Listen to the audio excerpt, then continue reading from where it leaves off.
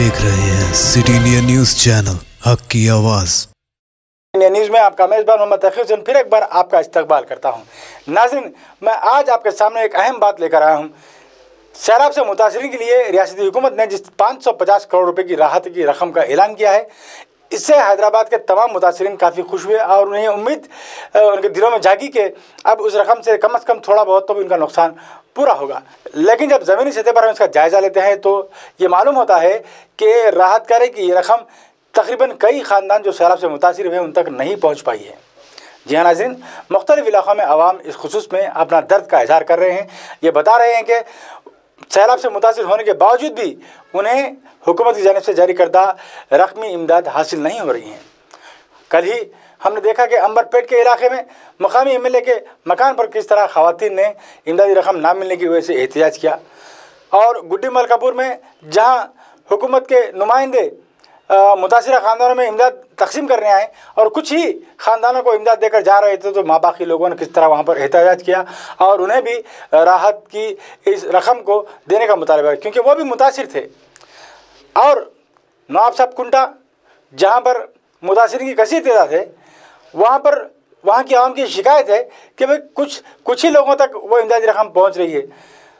हत्ता कि उनके घरों में भी पानी आया है, उनकी घरों की दीवारें भी गिरी हैं, वो उनके घर के साजो सामान भी ख़राब हैं, हत्ता कि उनके मकानात में लोग बीमार भी हैं सैलाब की वजह से, उनको भी राहत की रकम नहीं पहुंच पा रही है।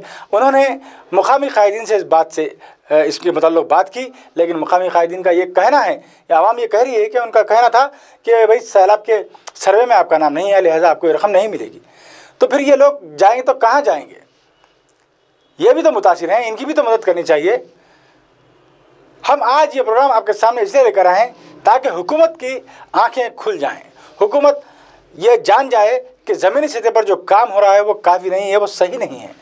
हुकूमत को चाहिए कि हुकूमत के आला अहदेदार ज़मीनी सतह पर जाएं और जांच करें और जो ज़रूरतमंद है उनको उनका हक़ पहुँचाएँ, और जो आज लोग शिकायत करें उन तक सरकार की इमदाद, हुकूमत की इमदाद पहुँचाएँ।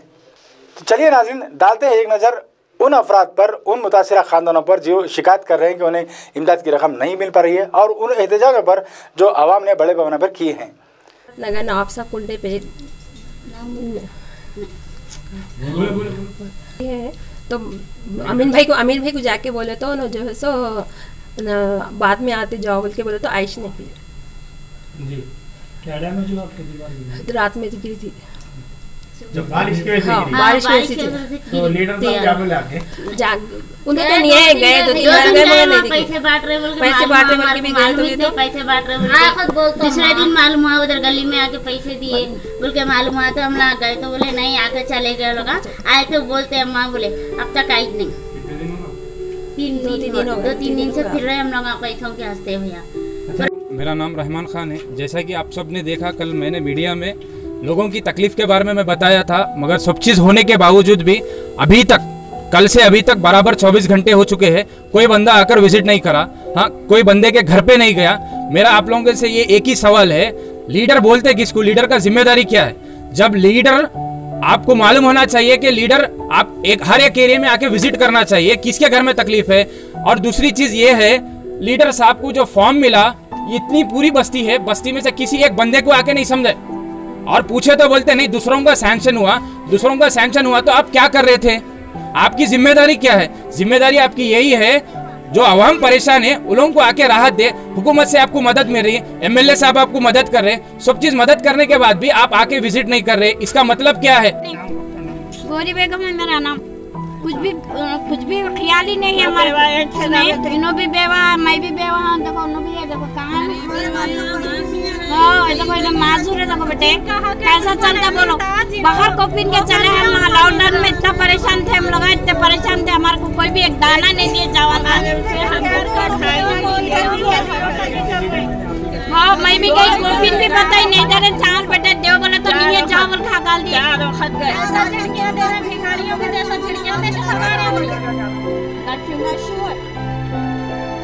हमारे को दिए नहीं। पानी एक सा आने से हमारे घर में दीवार गिर गई, पानी बहुत आ रहा था, खर्चा लेके दीवार उठा लिए हम लोग। अब परेशानी हो रही हम लोगों को, और ये जो पैसे दे रहे थे वो पैसे भी नहीं मिले हम लोगों को। 10,000 रुपए गवर्नमेंट से नहीं मिले। जी, और ये लीडर को नहीं बोले आप जो घर बनाने पर रिपेयर के लिए 50,000 रुपए देने का भी वादा करे, उसका क्या हुआ बोलिए? नहीं बात करे हम लोग, नहीं करे आप? नहीं करे। बात करे तो वहाँ पैसे कैसा मिलते आप? नहीं करे पास जाके। अब आप लोग आए ना, आप लोग बोलो आप जो भी करना है। में कोई लीडर सब लोग आके कोई पैसे बांटे? नहीं, यहाँ तक तो नहीं है, उधर तक बांट के गए। अरे भाई घर आके 10,000 रुपए दे रहे बोले, बाद में जाके कैसा बोलते, यहाँ तो नहीं है, उधर का उधर दे के चले गए। दिए गली में, मगर इधर नहीं है, उधर का उधर दे के गए। हम जाके बोले तभी नहीं आया, अभी ऑर्डर बोले अभी नहीं आया, जितने पैसा आए हम जिसके घर के उनको देते, धक्का मार के देते बोले। यहाँ तक ही आए, वहाँ तक ही आए, यहाँ तक तो आइश नहीं, यहाँ तक आए भी नहीं। यहाँ तक पूरी गली में, यहाँ से रहेगा वहाँ तक बोरी की लाइन नहीं है घर में। पूरा पानी पड़ा तो पूरा पानी घरों में लोग क्या कर रहे हैं, साहब मट्टी में गड़ा बना लेके वॉशरूम के वास्ते मोरी का पानी जो भी ऐसा यूज कर रहे हैं। मोरी की लाइन नहीं है गली में। ना सब कुंडे के पीछे रहते। वसिया बेगम हूँ मैं, मेरी बच्ची इतनी सीरियस हो गई घर में पानी आने से, टाइफाइड होगा, दवाखाने में एडमिट करना है मेरे को, बच्ची को पूरा बहुत परेशान हूँ मैं। आपके पास कोई लीडर आकर की मदद करे? कोई नहीं मदद करे। मैं लीडर के पीछे भी गए तो आपका नाम नहीं आया, नहीं मिलते बल्कि बोले यहाँ ना मोरी लाइन नहीं। 10,000 रुपए देने के नहीं दिए, पीछे गई मैं आधार कार्ड लेके, तो भी नाम नहीं आया बोल के बोले। एरिया में किसी को भी नहीं मिले? वो किसको मिले, मगर यहाँ तो नहीं मिले। माँ को 1 रुपया नहीं दिया माँ को। आप लीडर के पास गए थे? हाँ गए तो नहीं, आपका नाम नहीं है, 15 जनों का नाम आया, 15 को दिए बोल के बोल दिया। आपके घर में पानी वगैरह आया? हाँ आया, दुनिया का पानी, सबसे पूछ लो, मैं झूठ बोलता हूँ। अच्छा, आपके हाथ में पेपर थे जी? बच्ची मेरी बीमार हो गई जो पानी फेंक के, टेस्टों के पेपर आई है, अब एडमिट करो बने बच्ची को। लीडर के पास गए तो क्या बोले आपको? मैं लीडर के पास एक बार गई तो बोले कि नहीं आपका नाम नहीं है, 15,000 के पैसे आए थे, 15 को दिए, नहीं देते बोल के बोल दिए खुला। क्या नाम है लीडर का?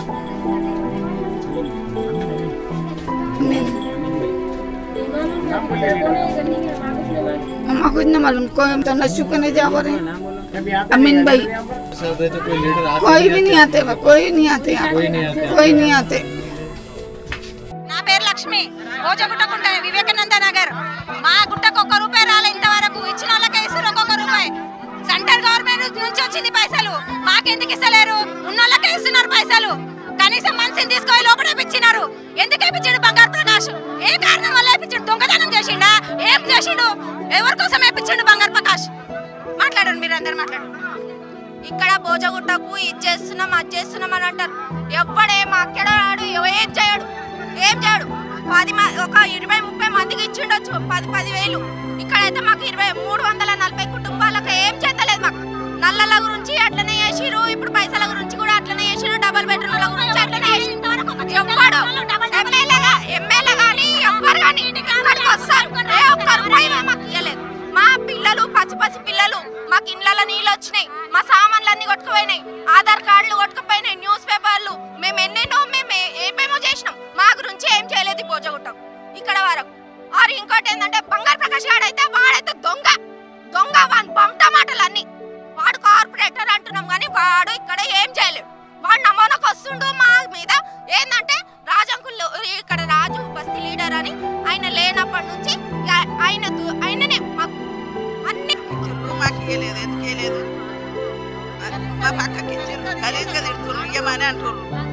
లావణ్య మా బిడ్డ పేరు చెప్పదానికే ఇది దవాఖానలో ఇస్తలే. పక్కకి వచ్చారు, అందరికి మంచిగా ఎవరు, నేను పోయి మంచిగా అడిగిన, అక్కడ మధ్యలో వరకు ఇచ్చిరంట. పోయి అడుగుతామన్నారు, ఎవరు రావద్దమ్మా, ఇంటింటికి వచ్చి ఇస్తామని చెప్పారు. సరే అని మళ్ళీ మానుకొని గమని ఇంటికాడ వచ్చి 2 సార్లు కూర్చుంటే మళ్ళీ జరసేపటికి అక్కడ గుడి దగ్గర కూర్చొని కుర్చీలు వేసుకొని కూర్చున్నారు. ఇక్కడ ఇవ్వద్దు అని చెప్పేసి చక్కగా ఆయన వెళ్ళిపోయినంత 15 నిమిషాలలో వీళ్ళు ఇచ్చేవాళ్ళు కూడా వెళ్ళిపోయారు. అంత గొడవ అయిపోయింది. అందరమే ఆయన పట్టుకొని సంజయ్ మళ్ళీ మేము అందరం అక్కడ పోలీస్ స్టేషన్కి వెళ్ళడం జరిగింది. ఇట్లా చేయొద్దు కదా, ఇంటింటికి వచ్చి ఇస్తలేరు, ఆయన ఇంటికి నుంచి ఇస్తలేరు, ఇంటి గవర్నమెంట్ ప్రభుత్వం ఇచ్చేవాడికి అది కూడా నష్టం చేయదు కదా. మాకు బతికేదే సెంట్రల్ గవర్నమెంట్ ఇస్తుంది, వాళ్ళ ఇంట్లోకి ఇస్తలేరు కదా, వాళ్ళ ఇంట్లోకి వెళ్ళి తీస్తలేదు కదా. ఇది బంగారు ప్రకాష్ అన్నది చాలా తక్కువ బయటికి రాదు. పని చేసుకొని ఇంటింటికి వచ్చి అందరికి ఇవ్వాలి, లేకపోతే ఒకరికి ఇంటికి పోవద్దు. పొద్దున్న నుంచి 3 రోజులు అయింది ఇప్పటికి రాబట్టి, 3 రోజులు అయింది చూస్తున్నాం. లైన్ గా వస్తున్నారు ఇస్తున్నారు అని అన్నందుకు నిలబడ్డాం. 3 రోజుల నుంచి వెయిట్ చేస్తున్నాం. సర్లే ఇంటింటికి వస్తారు కదా అనేసి వెయిట్ చేసినాం. చూసినంత చూసి మళ్ళీ ఫోన్లో ఏమైతుంది అనేసి గుడికాడికి పోయి చూసినాం. చూసినంత లోపల ఏం గొడవ అయిందో ఏమో మాకైతే తెలియదు. చూసిన మా లీడర్ని తీసుకొని పోయినారు. తీసుకుపోయే కారణం ఏంది? ఏమైనా అవు మా గల్లీకి పోయి లైన్గా పోయి ఏమన్నది తప్ప, మా బస్సు అయినా మా గురించి మాట్లాడతాడు కదా, అది తప్పు కాదు కదా. మరి అదే కానీ ఇప్పుడైనా వచ్చి ఇస్తే మంచిది, లేకపోతే మేమైతే ఎవరు ఊకోరు అంతే. ఒకరికి ఇచ్చి ఒకరికి ఇవ్వకుండా ఉంటే ఊకోరు అంతే. మాకేమాత్రం పట్టించుకోవట్లేదు. డబుల్ బెడ్రూమ్ అని ఏ రోజు అయితే అన్నారో అప్పటి నుంచి మా నాయకులకు కానీ మా అన్న తమ్ముళ్ళకి ఆడపిల్లలను చూడకుండా కూడా అప్పుడు కూడా కొడితే మేము ఏ కొరం చేయకుండా మేము పోలీస్ స్టేషన్ లో రాత్రి అనక పగలనక వారం రోజుల నుంచి మేము దెబ్బలు తినుకుంటా ఆడపిల్లలు ఉన్నాం. మేము మమ్మల్ని అప్పుడు కొడితే కూడా ఏ ఒక్కరు మమ్మల్ని ముందరికి రాలేరు. ఇప్పుడైనా ప్రభుత్వం మాటికి ముందు మా అన్న తమ్ముళ్ళని తీసుకెళ్లి పోలీస్ స్టేషన్ లో పెట్టడానికి కారణం ఏముంది? ఏదో రకంగా మా అన్న తమ్ముళ్ళని అందరినీ ఇబ్బంది పెడుతున్నారు. ఎక్కడన్నా కానీ దొరికించుకొని మా అన్న తమ్ముళ్ళని కొట్టే కారణం ఏముంది? నీకు తమ్ము ధైర్యం ఉంటే మా దగ్గరికి వచ్చి మాట్లాడు. ఆడవాళ్ళ మీద దౌర్జన్యం చేసి నువ్వు ఇన్ని రోజుల నుంచి నిభాయించుకోవడం కాదు, ఇప్పుడు వచ్చి మా ముందు నువ్వు మాట్లాడు. నువ్వు మా అన్న తమ్ముళ్ళని చూసుకొని ఒక్కడిని చూసుకొని కొట్టడము. तो आपने देखा किस तरह आवाम एहतजाज कर रही है, किस तरह आवाम शिकायत कर रही है कि उन तक इमदाद की रकम नहीं पहुंच रही है। आइए हम आवाम की आवाज़ को हुकूमत तक पहुंचाएंगे और उम्मीद करते हैं कि हुकूमत हमारे इस प्रोग्राम को देखने के बाद फौरी हरकत में आते हुए इन मुतासरीन तक उनको इमदाद पहुंचाएगी। इसी उम्मीद के साथ मैं आपसे इजाज़त चाहता हूँ। देखते रहिए आपका अपना पसंदीदा चैनल सिटी इंडिया न्यूज़, हक़ की आवाज़।